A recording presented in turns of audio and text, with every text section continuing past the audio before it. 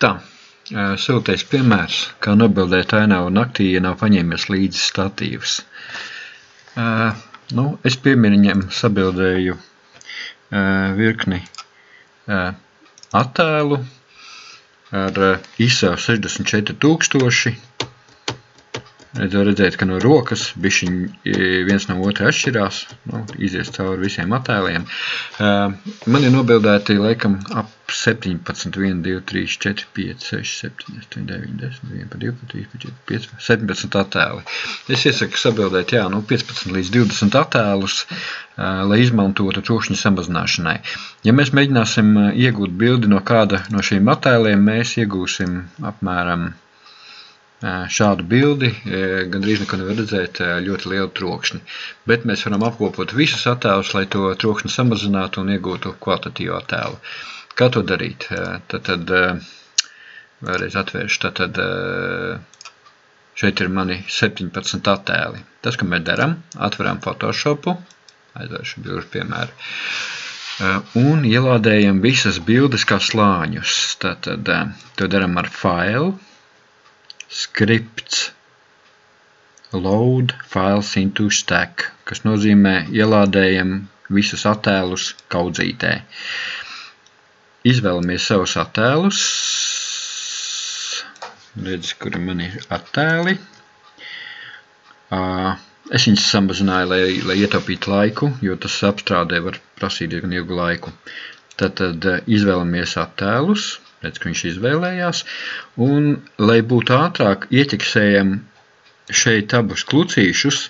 Viens ir Attempt to automatically align source images, lai izlīdzinātu attēlus, kā jau varēja redzēt no rokas bildē, jo, protams, kad nav no statīva, tas nedaudz kustās, katra bilde nedaudz nobīdās. Nedaudz. Un otrs ķeksītis ir Create Smart Object, no visiem slāņiem izveidot, kā lai saka, gudru objektu, kur visi slāņi ir iekšā, bet viņš strādās tā kā viens, tas ir vajadzīgs pie tās apstrādes. To visu var izdarīt arī atsevišķi, bet ja mēs ieķeksim šo divu ķeksīšus, tas ir, tad mēs ietaupam laiku. Un iespēžam OK un ļaujam datoram strādāt. Viņš pa vienam attēlam lādē iekšā. Un mēģina izlīdzināt tā, lai nebūtu nobīde, lai visi pikselīši sakristu. Redz, ka visi slānīši tiek ielādēti iekšā. Viņš vēl lādē, viņš pat nelīdzina vēl laikam. Tagad viņš sāk izlīdzināt tos slānīšus dators. To varat arī darīt atsevišķi, bet, ja kādam tas interesēs, varēšu pateikt, kā to var izdarīt atsevišķi, ja tas sākumā nav izdarīts, bet laiku taupot ļausim, lai dators pastrādā.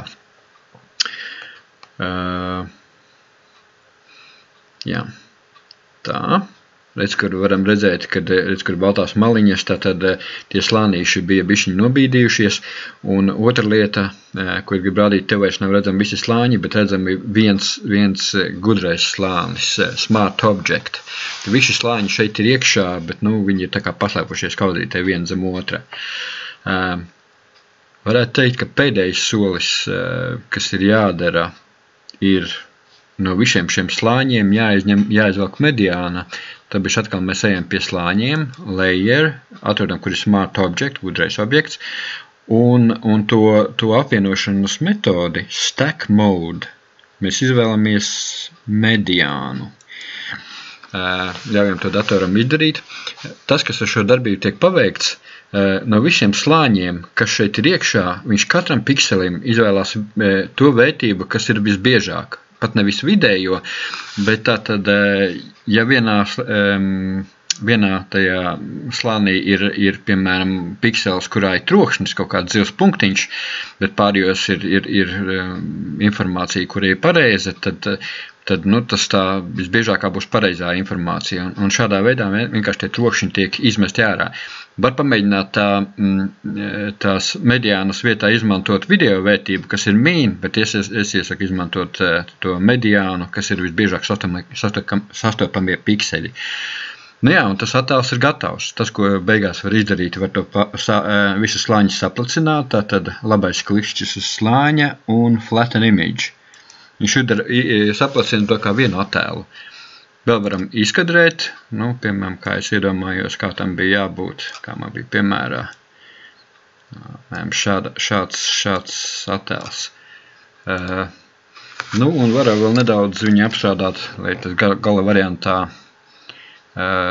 tātad nedaudz apstrādāt, kas nav šī pamācības uzdevums, bet tātad es te nedaudz pataisītu gaišāku, nedaudz pamainītu krāsas, pieliktu bišķiņu tumšos toņus, galā iegūtu attēlu, kas mums ir nobildēts ar 64,000 ISO, bet beigās ir tīri vai lietojams attēls.